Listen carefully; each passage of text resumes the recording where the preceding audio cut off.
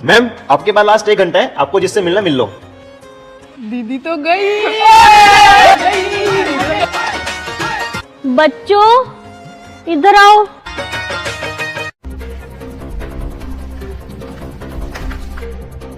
Bye दीदी, आप क्या बोलते थे हमारी छुट्टियां नहीं करोगे? अब तो हमारी छुट्टियां ही छुट्टियां। हाँ नहीं मिलेगी छुट्टी, यही कहते थे ना आप, लेकिन अब तो आपकी छुट्टी हो गई। और आपके जाने के बाद हम पार्टी करेंगे। कोई बात नहीं काजल जी, होता है। पर मेरा नाम तो सेजल है। सेजल? तो ये काजल कौन है? मेरा नाम है काजल। ओह काजल जी, आपके पास लास्ट 1 घंटा है, आपको जिससे मिलना मिल लो। और मैं? मिस सेजल, आप बिल्कुल फिट एंड फाइन हो। 1 घंटे बाद आपका डिस्चार्ज है। Good luck. सॉरी।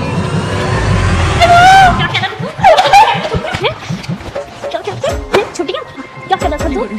घर चल, तेरी पार्टी कराती हूँ। चल, क्या कह रहा था तू? चल तेरे को पढ़ाऊं। चल।